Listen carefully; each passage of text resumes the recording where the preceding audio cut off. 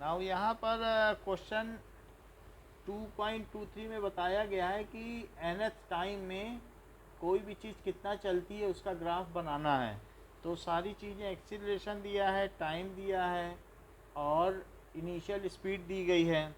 So distance covered in n second और n-1 second निकाल लो, वही फार्मूला लगा के फिर उसको सब्ट्रैक्ट कर दिया कि आपस में दैट इज़ इसमें से ये सब्ट्रैक्ट कर लो, इसमें से ये सब्ट्रैक्ट कर लो, इसमें से ये, तो u कॉमन लेके इसको सब्ट्रैक्ट किया और हाफ ए कॉमन लेके इसको सब्ट्रैक्ट किया, ये हमारा फार्मूला आ गया, ये आ गया।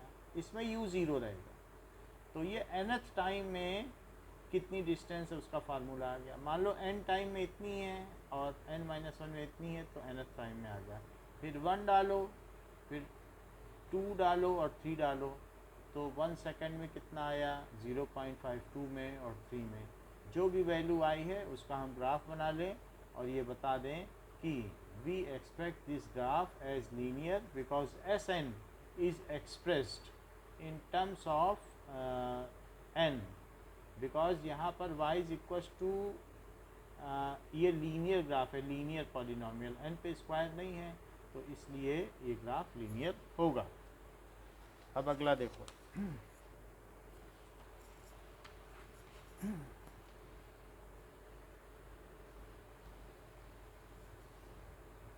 So question number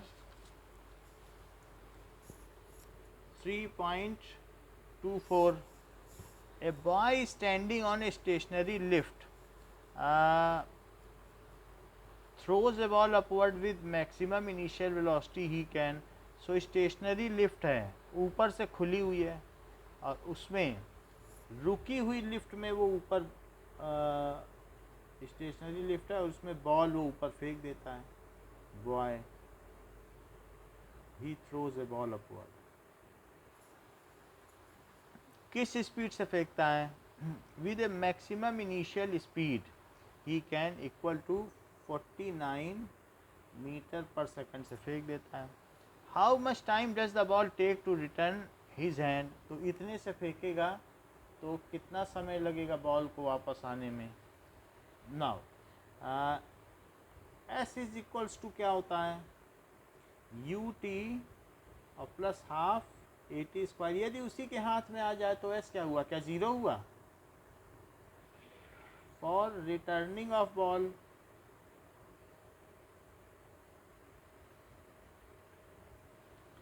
S is equals to zero, तो zero is equals to initially 49 से फेंका गया, ऊपर की चीज़ पॉजिटिव और नीचे की चीज़ निगेटिव।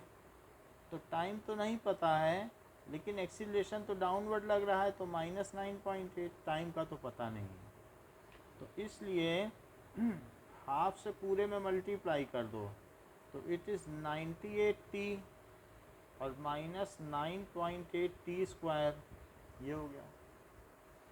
9.8 कॉमन ले लो और उसे यहाँ पर डिवाइड कर दो, तो अब इसके पास 10t आया, 9.8 पहले कॉमन लो और फिर इधर ले आओ, तो क्या बचा बताओ, 0 इज इक्वल्स टू टी और 10 माइनस टी, बताइए। तो या तो टी ज़ीरो है या 10 माइनस टी ज़ीरो है, तो दो चीज़ में से एक ज़ीरो ज़ीरो है। ये है when ball is not thrown, ये इनिशियल पॉइंट है, तब भी एस ज़ीरो होगा।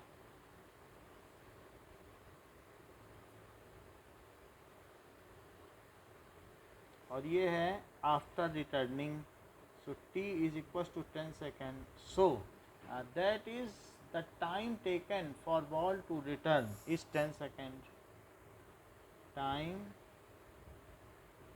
taken for ball to return is 10 second। अब आगे क्या कह रहा है, if the lift start moving up with uniform speed 5 metre पर सेकेंड, और अगर बॉल अब ऊपर, ये लिफ्ट ऊपर जा रही है, तो अब अगर लिफ्ट ऊपर जा रही है तो ऐसे केस में क्या होगा कि नाउ सेकेंड केस, इसको case 1 low, and case 2, if lift is moving up, okay, so lift अगर ऊपर गई है तो एक तरीके से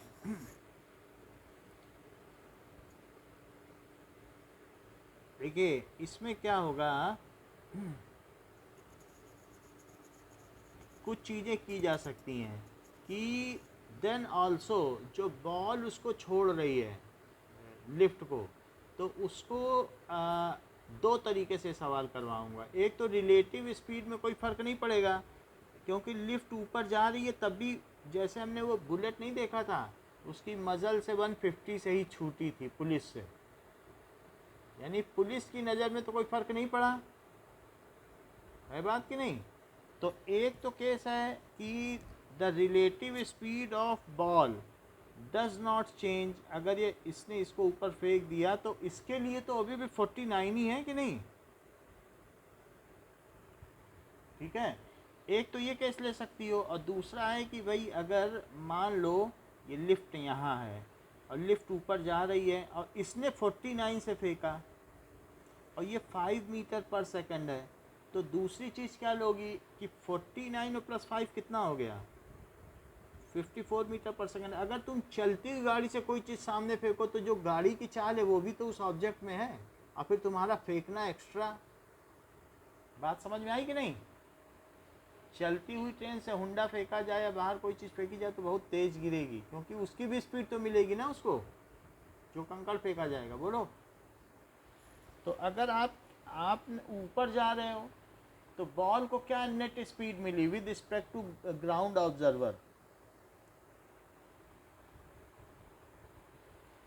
now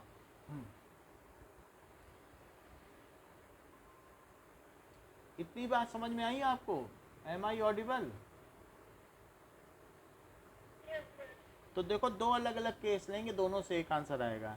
relative speed of ball with respect to boy does not change, चाहे वो जैसे भी फेंके, वो तो 49 से ही फेंक रहा है। सो जैसे वो बस वाला केस नहीं किया था कि रिलेटिव स्पीड नहीं बदलती, अलग अलग चीज़ों के केस में टाइम नहीं बदलेगा, उसमें ये देखा था। तो यहाँ देखो, relative speed of ball with respect to boy does not change, तो उसमें कोई चेंज नहीं आएगा, वो 49 से ही फेंक रहा है। तो इसलिए as there is no acceleration, a zero है, सो जो टाइम होगा वो 10 सेकेंड होगा, उसी में आएगी। और एक दूसरी चीज़ है कि नहीं भाई, उसकी बाहर वाले को लगेगा कि फॉर आउट जो बाहर खड़ा है उसको क्या लगेगा कि बॉल कितने से ऊपर गई, बताओ। जो देख रहा है उसको लगेगा ये तो 54 से गई है ना। इसके लिए कोई नहीं परिवर्तन है, इसके लिए वही है, वो तो 49 से फेंक रहा है, तो आ जाएगी। भले ही स्पीड ज़्यादा हो, लेकिन वो जब बॉल उसके हाथ में आएगी तब तक लिफ्ट भी तो ऊपर जा चुकी होगी। तो अब ये मान लीजिए it returns in t time, it returns in t time. तो ऐसे केस में बॉल को कितना चलना पड़ेगा, बॉल ऊपर जाएगी और यहाँ रिटर्न करेगी, क्योंकि लिफ्ट भी तब तक ऊपर आ चुकी होगी, तो उसके हाथ में आएगी बॉल कि नहीं। तो अगर मान लीजिए ये x है,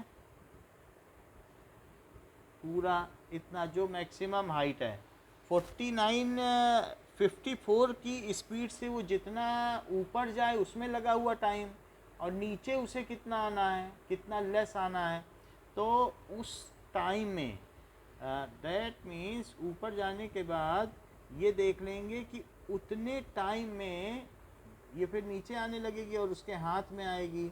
सो नीचे आने में let it takes t time to return in hand, तो इट इज़ t इंटू 5, सीधी सी बात है।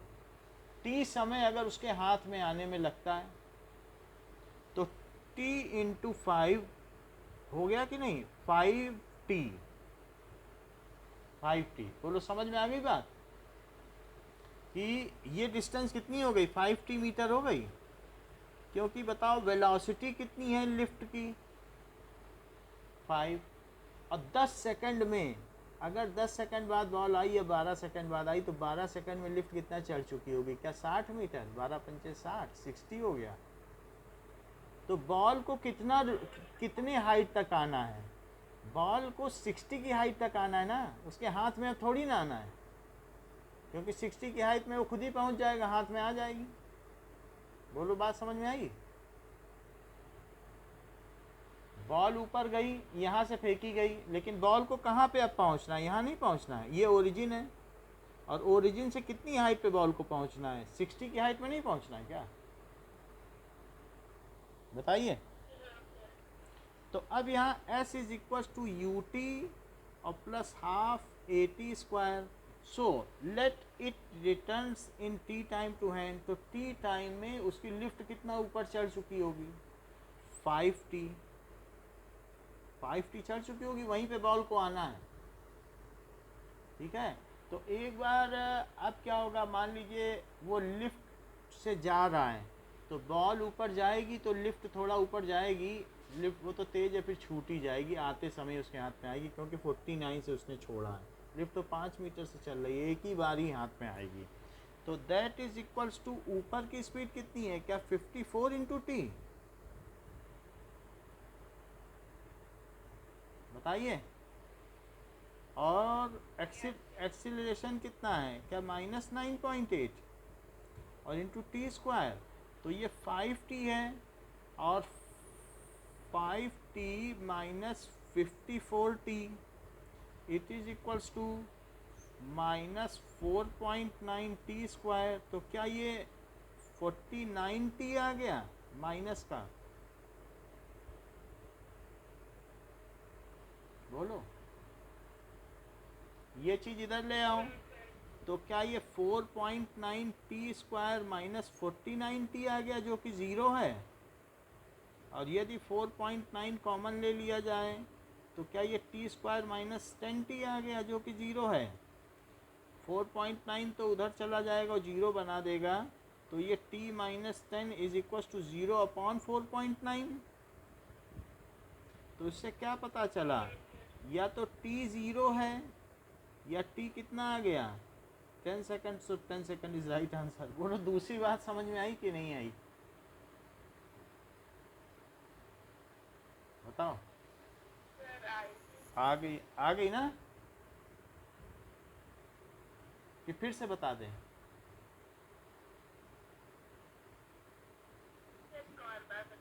अच्छा ठीक है, मान लो कि आप की लिफ्ट ऊपर जा रही है, केस 2, तो ये लिफ्ट है। तो अगर आपकी लिफ्ट ऊपर जा रही है और इससे आपने कोई चीज़ फेंकी, तो ये 49 की स्पीड से आप ऊपर फेंकते हो और ये 5 मीटर पर सेकंड से, तो लिफ्ट ऊपर जा रही है। तो आप ये देखिए कि speed of ball, so speed of ball with respect to ये जो थ्रोवर है, ठीक है, speed of ball with respect to ball है और ये बॉय है, तो विद रिस्पेक्ट टू क्या है, प्लेयर जो खेल रहा है, ऐसा। It is speed of ball with respect to ground minus speed of ball, speed of player with respect to ground. बोलो बात समझ में आई। टी का मतलब है प्लेयर और ये ग्राउंड ऑब्जर्वर। तो बॉल के प्लेयर के रिस्पेक्ट में कितनी स्पीड है, क्या 5 है, 49 है,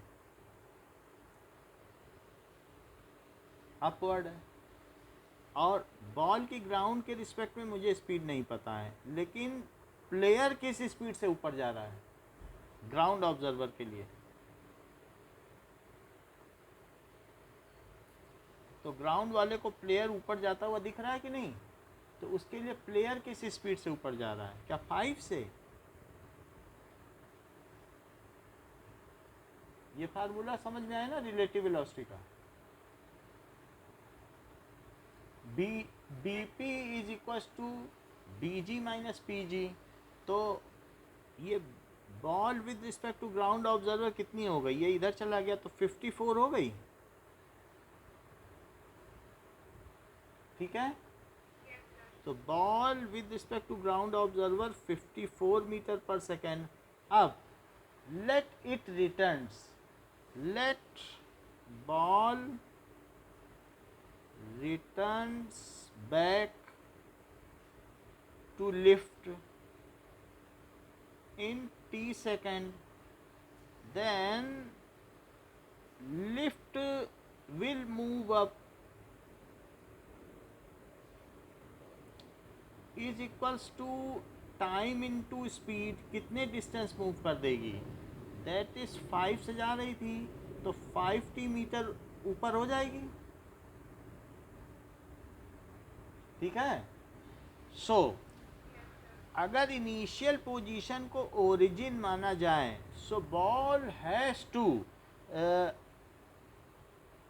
टूर, उसे सिर्फ कितना चलना चाहिए? बॉल को चलना चाहिए ये 5t डिस्टेंस ऊपर, यहीं लैंड कर जाना चाहिए 5t मीटर। बहुत ज़्यादा नहीं चलने की ज़रूरत है, बॉल यहाँ उतर जाए उसके हाथ में आ जाएगी, क्योंकि अभी लिफ्ट ऊपर जाने वाली है।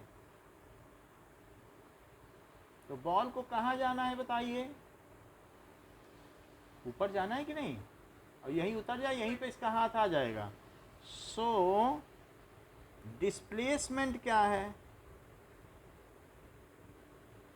When boy catches ball back in hand,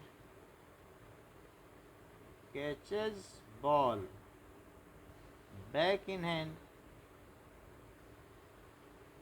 is equals to plus 5t metre. बोलो इतनी बात से सहमत हो? अच्छा, तो फिर s क्या होता है?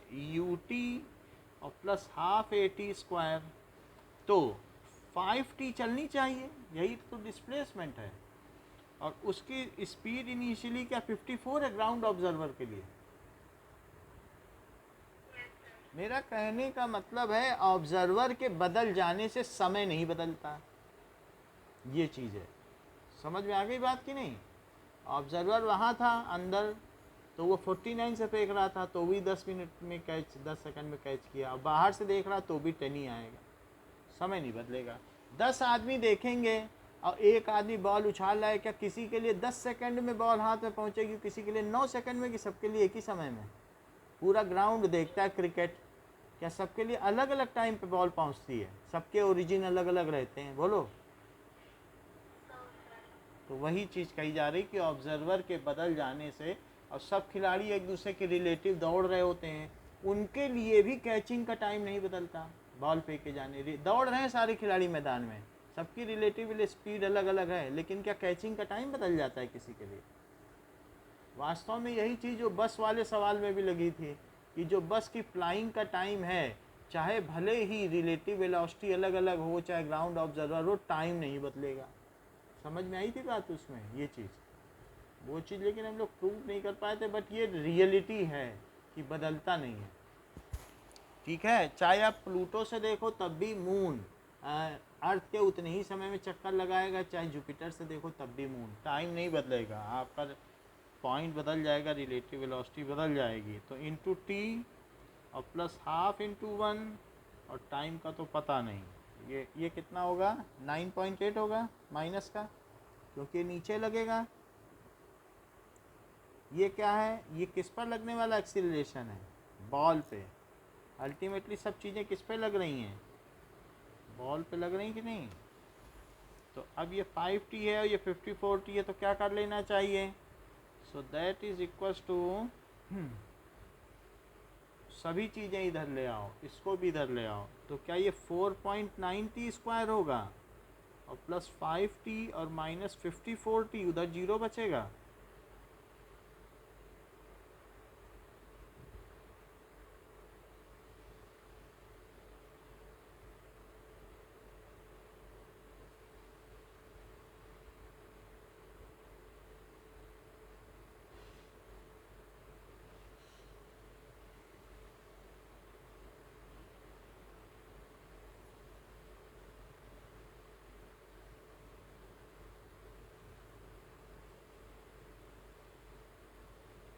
बोलो सही है? पूरी बात समझ में आई? अच्छा, इतनी बात है। अगला क्वेश्चन देखो।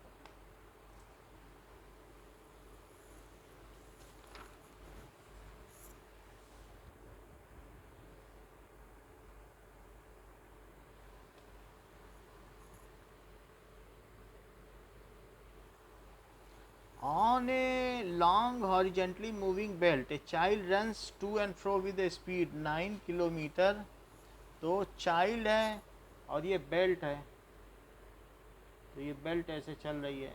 बच्चा कभी माँ के पास दौड़ के जाता है, कभी पिता के पास दौड़ के जाता है। तो ये लॉन्ग बेल्ट है, ये बहुत आगे तक भी चल रही है। ऐसा ना माने कि इतनी चल रही है, आगे भी है, ऐसे चलती चली जा रही है। सो इसमें बहुत सारे रोलर्स लगे हुए हैं। जैसे आप जाते हो तो कहीं पर एयरपोर्ट में लगी होती बड़ी बड़ी बेल्ट ऐसे। तो इसमें फादर है और मदर है। सो अब इनके पास बच्चा जा रहा है, कभी इधर जा रहा है, कभी इधर जा रहा है। ये चाइल्ड है। अब देखो, इसमें एक बाहर भी ऑब्जर्वर खड़ा है, यहाँ पर भी वो देख रहा है, ये भी देख रहा है ग्राउंड पे। So child runs to and fro. Child की स्पीड क्या है? चाइल्ड 9 की स्पीड से चलता है। किसके रिस्पेक्ट में? विद रिस्पेक्ट टू बेल्ट में। बेल्ट के रिस्पेक्ट में उसकी 9 की स्पीड। अच्छा, belt is moving with a speed 4 kilometre per our. मान लीजिए बेल्ट इधर जा रही है, बेल्ट की भी कोई एक स्पीड ले लो कि 4 किलोमीटर पर आवर से तो बेल्ट ही जा रही है। और चाइल्ड अगर माँ की तरफ जाएगा, so speed of child with respect to belt ये 5 किलोमीटर पर आवर है। 9 किलोमीटर कितना है? 9 किलोमीटर बेल्ट पे दौड़ता है वो पर आवर। जैसे मंकी ट्रेन पे दौड़ रहा था, एक ऑब्जर्वर अंदर एक आदमी बैठा था, तो वो मंकी की ट्रेन के रिस्पेक्ट में स्पीड थी। तो ऐसे ही इसके रिस्पेक्ट में स्पीड है। तो अगर वो माँ की ओर दौड़ेगा इतनी स्पीड से, तो 4 की ओर से बेल्ट दौड़ रही है और ये खुद इसके इस रिस्पेक्ट में कितने से दौड़ रहा है? 9 किलोमीटर पर आवर। बेल्ट पे इतने से दौड़ा, बेल्ट खुद आगे बढ़ रही है। तो इसको चाइल्ड किस स्पीड से जाता हुआ दिखाई देगा? ज़्यादा से दिखाई देगा, वो अभी हम निकाल लेंगे रिलेटिव स्पीड। तो अब ज़रा देखिए, अब देखो फादर की ओर जाएगा तो इसकी स्पीड निगेटिव हो जाएगी, लेकिन बेल्ट के रिस्पेक्ट में ये इसी स्पीड से इधर उधर दौड़ता है। अच्छा, which are located 50 metre apart on a moving belt. इनके बीच की डिस्टेंस कितनी है? 50 मीटर अपार्ट है। For an observer on station, speed of child in running in the direction of motion. आसान सवाल पूछे गए हैं। स्पीड ऑफ चाइल्ड, ठीक है, with respect to ground observer, ये पूछा गया है। ये तो पूछा गया है। तो ये मुझे बता दो, speed of child with respect to belt का फार्मूला क्या है?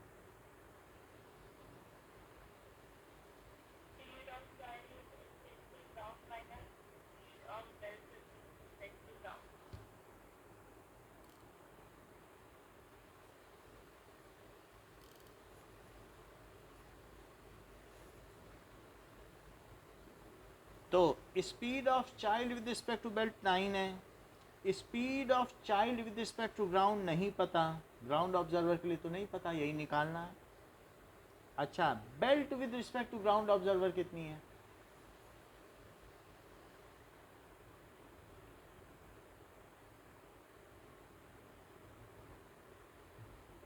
जो नीचे खड़ा हुआ व्यक्ति, उसे बेल्ट किस तो वो भी प्लस में है क्योंकि उधर जा रहा है। ये भी +9 है, वो उधर ही जा रहा है राइट में। ये भी +4 है। तो speed of child with respect to ground observer क्या हो जाएगा? क्या 13 हो जाएगा? उसे 13 से ज़्यादा दिखाई देगा ना। 13 किलोमीटर पर आवर। इतनी बात समझ में आ गई? ठीक है। और अपोजिट के लिए भी आसानी चीज़ पूछी गई है। बोलो।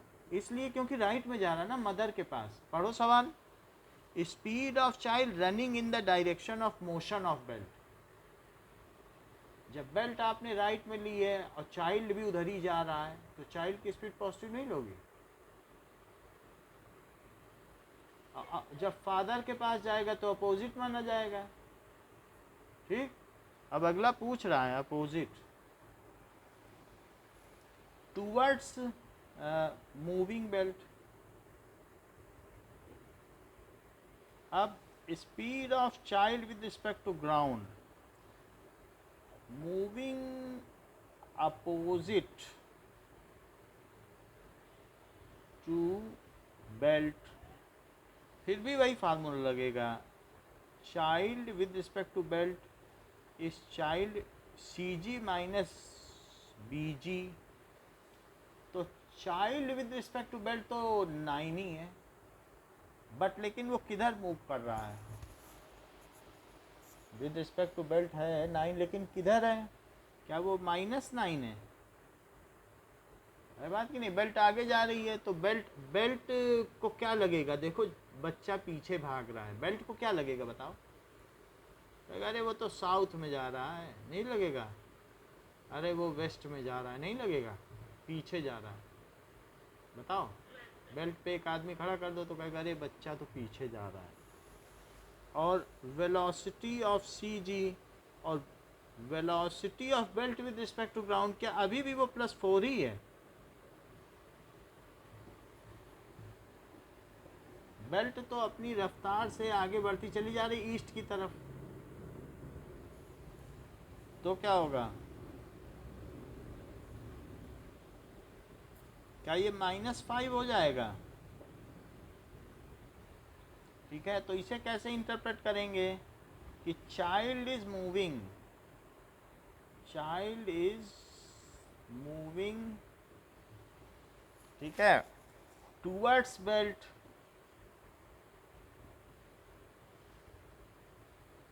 For a ground observer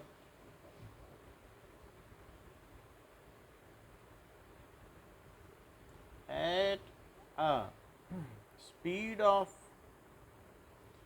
13 kilometre per hour. और यहाँ क्या लिखेंगे?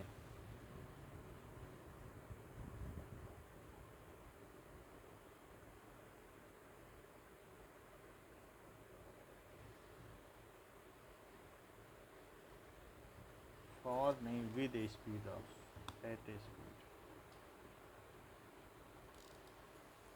Eight a speed of, opposite है ना,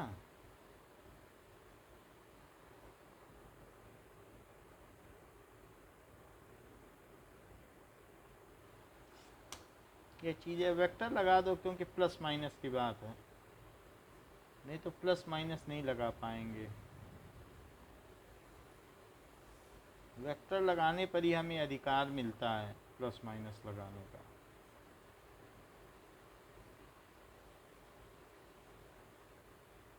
समझ में आ गई बात? और कुछ पूछ रहा है? Time taken by child in A and B cases.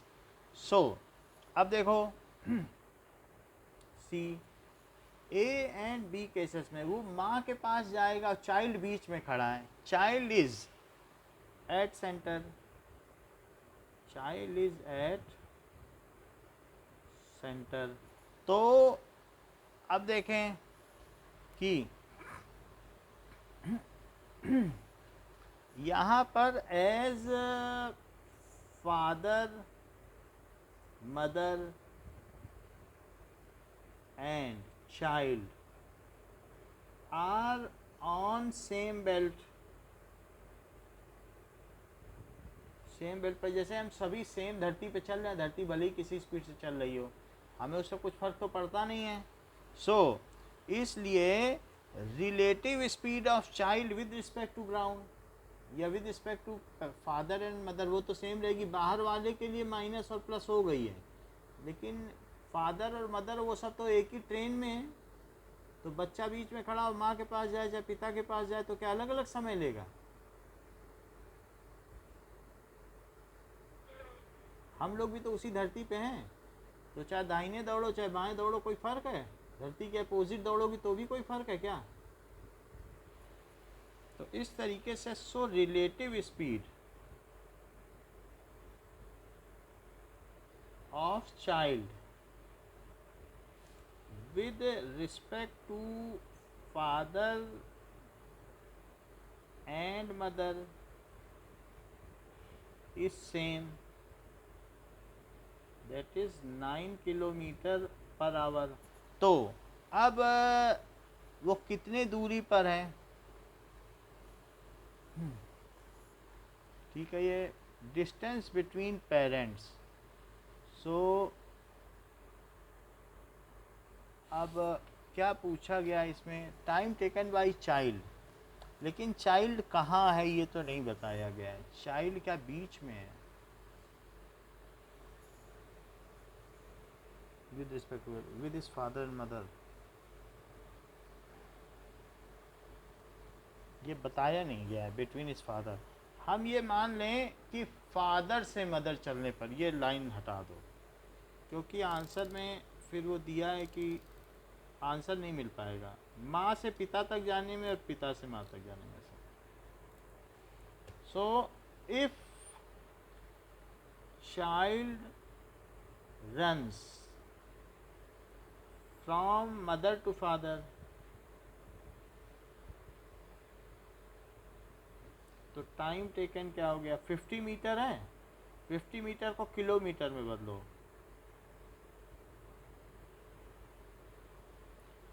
तो distance upon 9 kilometre per our, ये चीज़ है। या इसको बदलने से अच्छा है, हैं? ओके,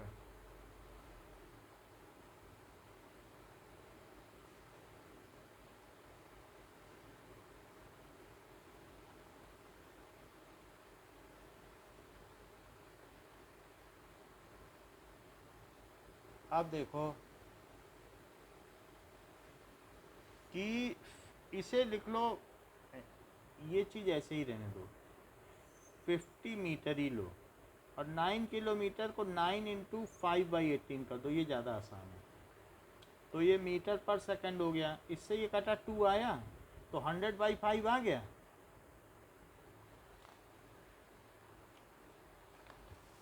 और 100/5 से कितने सेकंड लगा उसे, चाइल्ड को, फादर से मदर तक जाने में या मदर से फादर तक जाने में? बोलो, 20 सेकंड लगा कि नहीं? पीछे ये आंसर, इसका मतलब है कि बच्चा बीच में नहीं खड़ा है, ये पीछे आंसर दिया है। So child will take 20 second, ठीक है, for running from father to mother और मदर टू फादर, ये चीज़ है, ऐसा है। Child will take 20 second to move from one parent to other parent,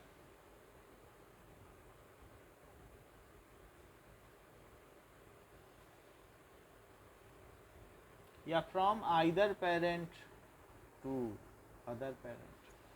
now 3.26 देखिए,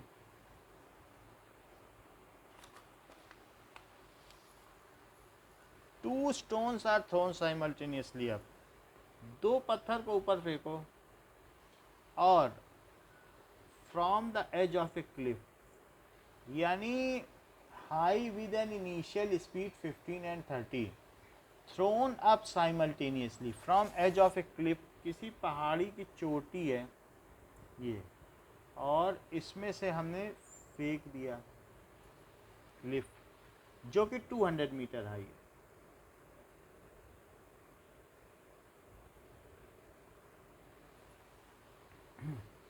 उसकी 15 एंड 30 है। Verify that the following graph correctly represent the time variation of relative position of second stone with respect to first stone. तो एक हमने ऊपर भेजा, वो 15 के मीटर पर सेकंड से भेजा, और जो दूसरी भी फेंकी तो वो भी फेंकी है, that is equals to 30 metre पर सेकंड से। इसे सेकंड मानो, दूसरी वाली को 15 और 30, ये सेकंड है और ये फर्स्ट है। तो ज़रा देखिए कि इनके बीच की रिलेटिव पोजीशन क्या रहेगी और दोनों की एक्स नॉट क्या है, यानी एक्स नॉट ऑफ फर्स्ट वो ज़मीन से कितना है, 200 मीटर पर है प्लस पे, ठीक। और बताओ एक्स नॉट 2 क्या है, शुरुआती, क्या वो भी इतनी ही है? दोनों एक साथ ही तो फेंकी गई हैं। एक्सीलरेशन किधर लग रहा है, क्या वो -10 मीटर पर सेकंड स्क्वायर है? अच्छा ये बताइए कि जो v नॉट है फर्स्ट का वो कितना है, क्या +15 मीटर पर सेकंड है? और v नॉट 2 का कितना है, क्या +30 मीटर पर सेकंड है, क्योंकि वे ऊपर की ओर फेंकी गई हैं।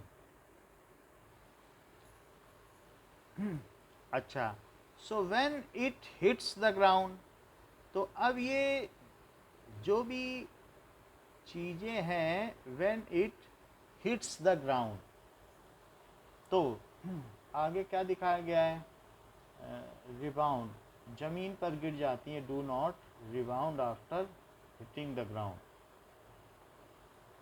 सो ऐसी स्थिति में कि इन्हें यहाँ से चलते हुए यहाँ आना है और इसको भी क्या करना है, क्या यहीं आना है,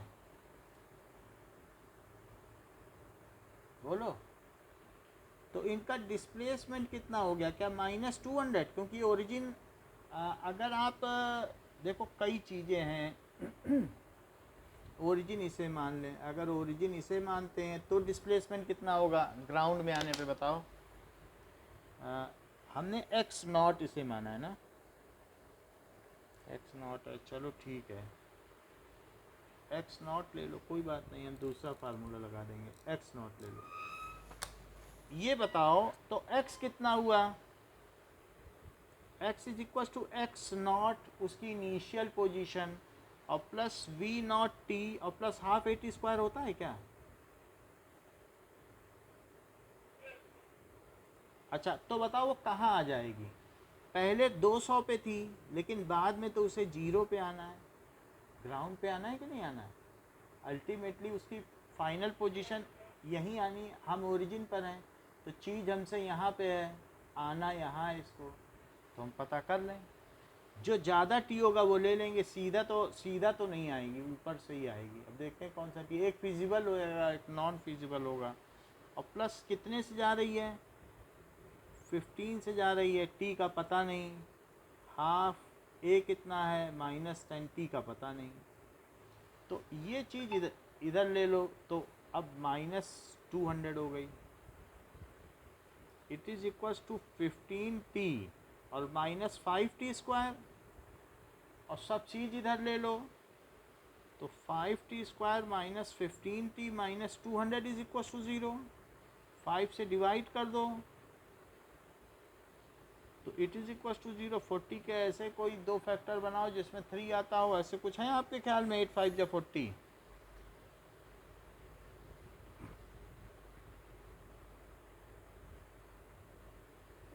तो क्या हो जाएगा,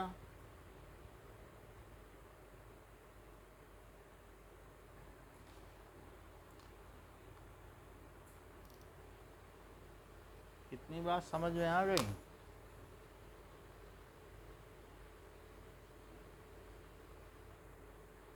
बताएं, t इज इक्वल्स टू -5 और t is equals to 8 second.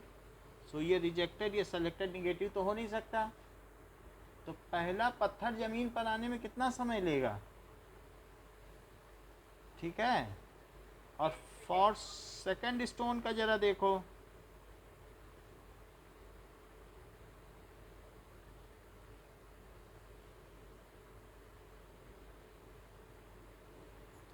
Second है, इस तरीके से रोमन में एनडी नहीं लगता है, एसटी भी नहीं लगता है।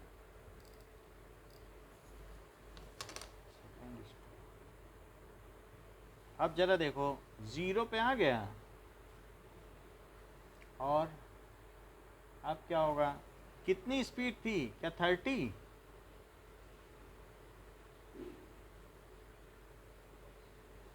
तो क्या करें अब, 200 प्लस 30t माइनस 5t², सब चीज़ें यहाँ ले लो, तो 5t² माइनस 30t माइनस 200 कितना हो गया, 0। और 5 से इसको डिवाइड कर दो तो क्या हो जाएगा,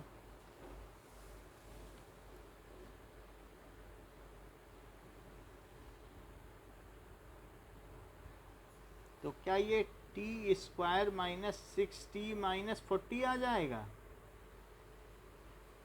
40 के ऐसे टुकड़े कर सकती हो जिसमें 6 आ जाए?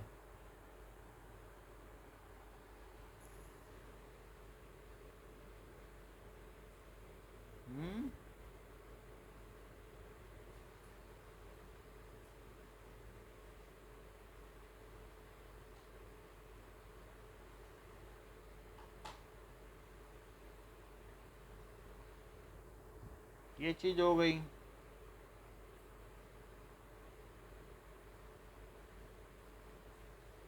ये सिलेक्टेड, ये रिजेक्टेड, 30 से फेंकोगी तो क्या होगा बताओ, टाइम लगेगा कि नहीं लगेगा?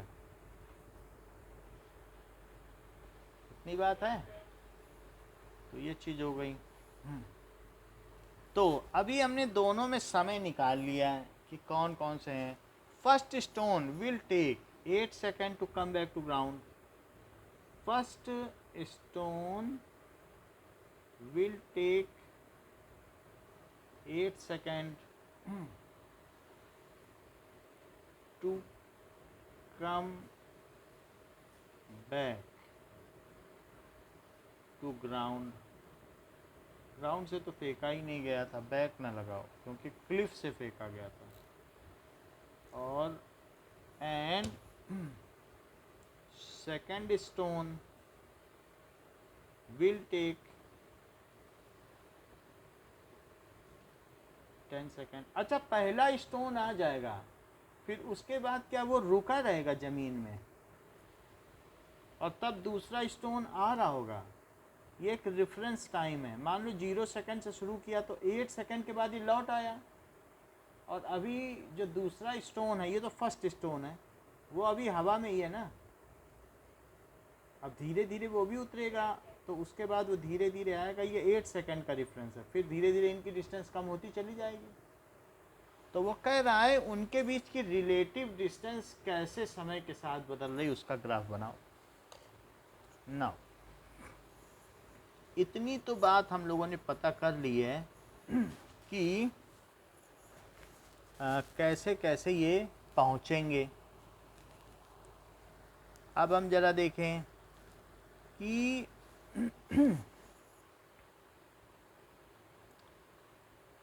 नाउ पहले स्टोन की जो कंडीशन होगी, अगर हम ये कह सकते हैं पहला स्टोन है उसे आप ये x1 बोल दें, और जो दूसरा स्टोन है उसे क्या बोल दें, x2।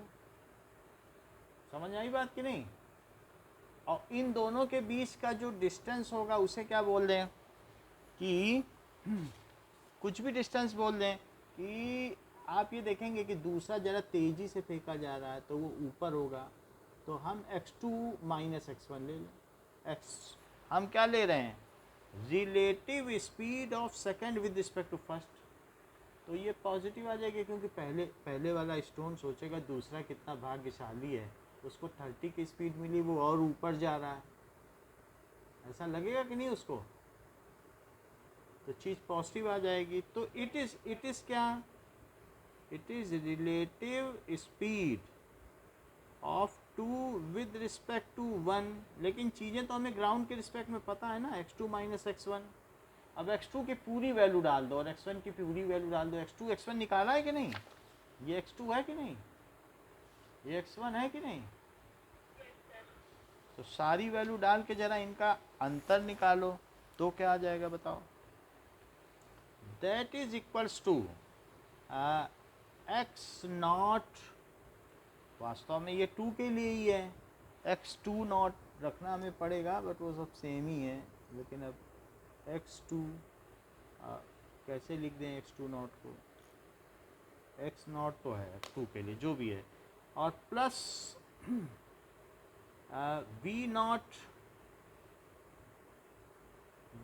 भी 2 के लिए है, वी नॉट टी और plus half a t square, सब जगह डैश लगा दो और क्या कर सकते हैं, बस इतना कर सकते हैं, है ना। और x naught plus v naught t और plus half a t square, इतना ठीक है। वास्तव में इनके टाइम भी बदले हुए हैं, टाइम भी तो सेम नहीं है कि सेम लग रहे हैं, बोलो। इनकी मतलब टाइम सेम रख सकते हैं कि किसी टाइम पे उनकी रिलेटिव स्पीड क्या होगी। हम ये नहीं देखना चाहते ग्राउंड पे कब आएंगे, अब हम ये देखना चाहते हैं कि 2 सेकंड में उनके बीच का डिस्प्लेसमेंट क्या होगा, टाइम सेम रख सकते हैं। मतलब हम उनके बीच की डिस्टेंस देखना चाहते हैं, हमें ग्राउंड से अब नहीं लेना देना है। हम कहेंगे 1 सेकंड में कितना स्पेस है, 2 सेकंड में कितना स्पेस, क्योंकि ग्राफ बनाना है ना भाई, ग्राफ बना के रखा है कि 1 सेकंड के बाद कितनी स्पेसिंग होगी, 2 सेकंड, उनके रिलेटिव डिस्प्लेसमेंट का टाइम के रिस्पेक्ट में ग्राफ बनाना है। तो टाइम तो सेम होगा तभी तो आप डिस्प्लेसमेंट निकाल पाएंगी, बोलिए।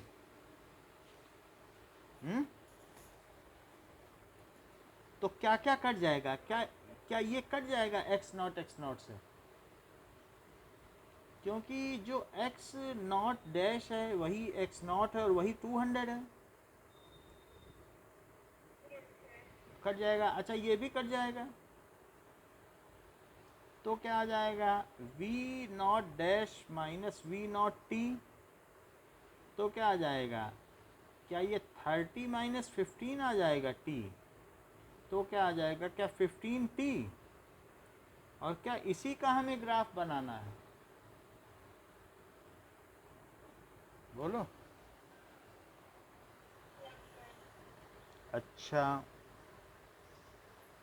अब देखो कि इट इज, अब जरा देखिए 1 सेकंड में इनका क्या सेपरेशन है, 2 सेकंड में, 8 सेकंड में सेपरेशन मैक्सिमम होगा, फिर उसके बाद एक पत्थर गिर जाएगा, वो पास आने लगेंगे। यानी 1 सेकंड में कितना सेपरेशन है, 0 सेकंड में तो 0 सेपरेशन है, और बताओ 1 सेकंड में कितना होगा, यार रखो 1, 15 होगा। 2 सेकंड में कितना होगा, 33 सेकंड में कितना होगा, 45, ऐसा सेपरेशन होगा, समझ में आई। और 4 सेकंड में कितना होगा, 60, और आगे बढ़ती चली जाओ तो 8 सेकंड में मैक्सिमम होगा कि नहीं, बताइए। क्योंकि 8 सेकंड बाद एक पत्थर गिर जाएगा, और आफ्टर दैट 8 सेकंड में हम ये देख लेंगे दूसरा पत्थर कहाँ है, और फिर वो धरती की ओर आ रहा है, तो 9 सेकंड में कितना पास आया, 10 सेकंड में कितना पास आया, 2 सेकंड में फिर हम उसका वो वैसे निकाल लेंगे, 8 सेकंड तक तो ऐसे ग्राफ बनेगा। तो the separation is maximum, separation is maximum up to 8 second, ठीक है, in 8th second, it is maximum किसमें होगा, in 8th second. After 8 second, after 8 second first stone will come to ground, वो नीचे आ जाएगा, will come to ground, while second stone approaches to ground।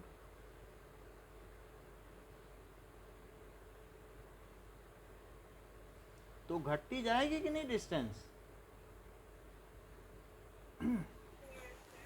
अच्छा, अब ये देखो कि इस स्थिति में क्या क्या चीज़ें होंगी। नाउ ऐसी स्थिति में that is equals to after 8 second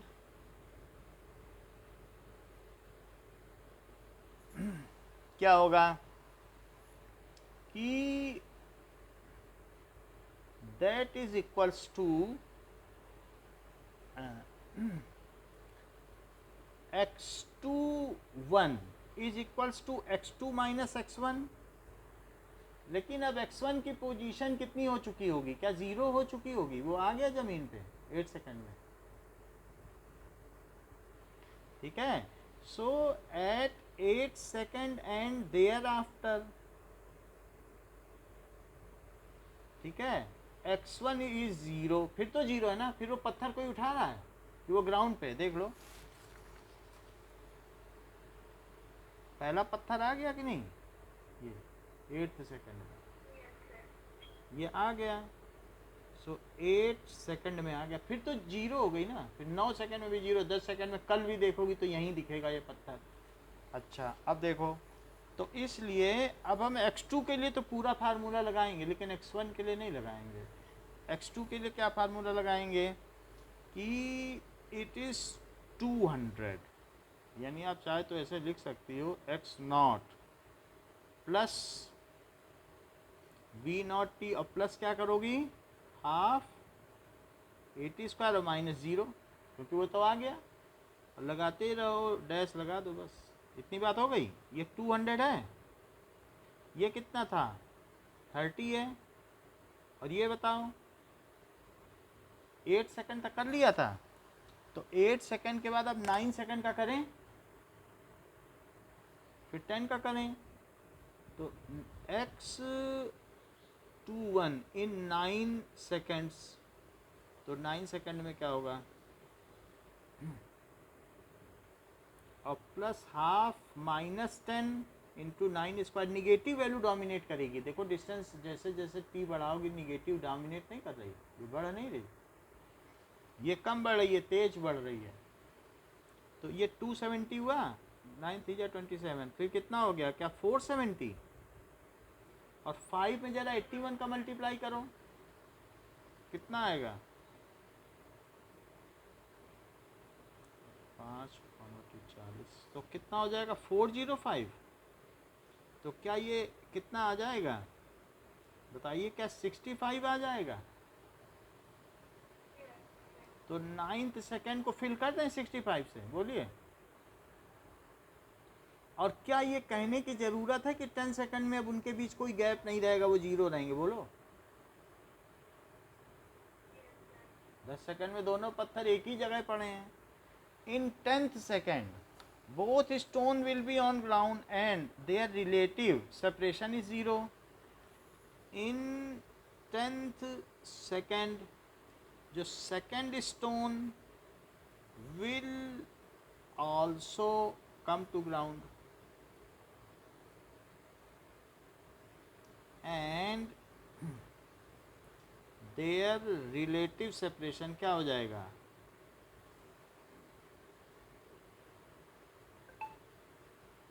ये ज़ीरो। इतनी बात समझ में आ गई।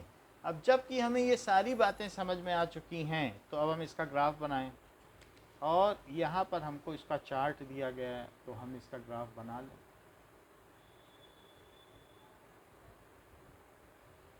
अब देखो तो क्या क्या चीज़ें हैं और हमें किसका किसका ग्राफ बनाना है। नाउ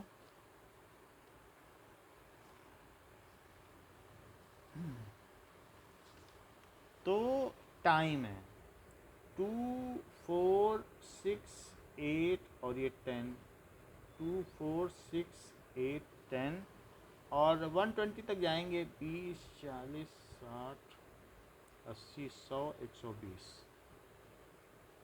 40 60 80 100 120।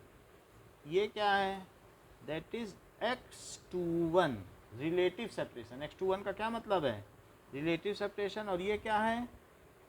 Time in second. जरा देखो यहाँ से देखो, 1 सेकंड में 0, तो 2 सेकंड में कितना? 30 है। 30 बना लिया,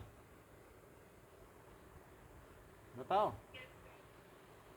तो 4 सेकंड में कितना? 60। लीनियर है ग्राफ, तो हमारा यहीं से पता चल रहा है लीनियर है। लीनियर, चलो दोनों वेरिएबल लीनियर है कि नहीं? तो लाइन नहीं बनेगी। एक तरफ x21 एक तरफ t है, क्या दोनों 1 की पावर नहीं है? तो उसी से पता चल जाता है कि ग्राफ कैसा बनेगा। तो बताओ 4 पे क्या लें? 4 पे 60 ले लो, 60 ले लीजिए 4 पे, ये 60 हो गया। और 0 पे तो 0 रहेगा क्योंकि दोनों एक ही जगह से फेंकी गई हैं। तो अब 8 पे 120, 8 पे सीधा ही ले लो 120।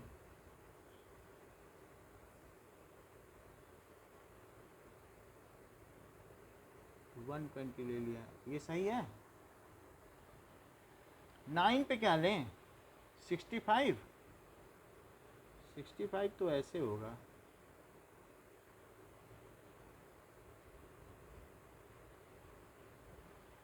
तो ये जो ग्राफ बनेगा ये कैसा बनेगा कि जस्ट होल्ड,